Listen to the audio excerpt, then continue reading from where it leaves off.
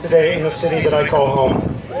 Senator Bernie Sanders first drew my attention during an especially dark time in our city's history. A time when many people allowed fear, hysteria, and misinformation to dominate their better judgment. I watched Bernie take a principled stand and vote against the Iraq War and the Patriot Act. At a juncture when it was expedient to simply go along to get along, when it was easy to surrender our personal freedoms to the illusion of safety and protection, Bernie said no. Instead, he took the measured, reasoned, and responsible approach that has kept him on the right side of history at virtually every turn since he's been in the public eye. Since then, I have taken the time to study Bernie's past. I discovered a man who believed that black men and women should have equal access to the same housing and receive the same quality of education as white men and women. The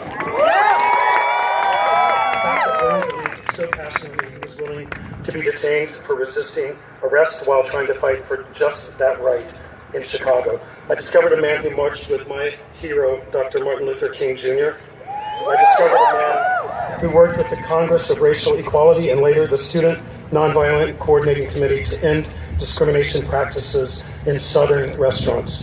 This was history in the making, and Bernie was there.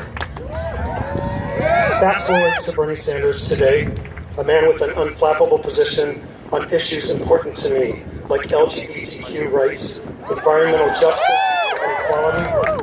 Whether we're talking about pay equity, a living wage for all full-time employees, or making sure Main Street doesn't suffer because of Wall Street, Bernie Sanders walks the walk and talks the talk when it comes to fairness.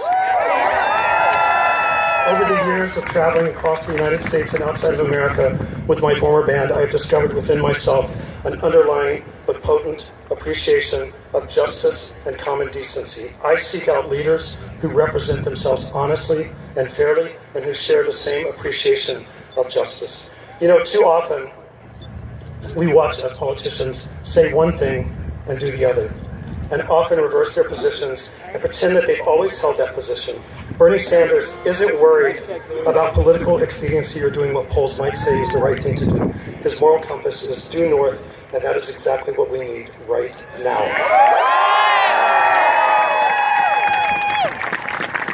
I once had a lyric, not everybody can carry the, I must have quoted it, not everyone can carry the weight of the world, and Bernie Sanders understands that. He's said time and again that the political revolution isn't about him or any other candidate out there. It's about the millions of people across this country who stood up and said they're tired of politics as usual, and it is time for things to change. I feel certain that everyone here will be at the polls April 19th to vote in the New York primaries. And that's awesome. But we all need to reach out to our families and our communities and bring someone with you. Bring your lover, your mother, your father, your sister, your uncle, your brother, the coffee guy at the bodega, your landlord. We all need to bring a lot of people, and let's bring the vote in record numbers for Bernie Sanders for New York State.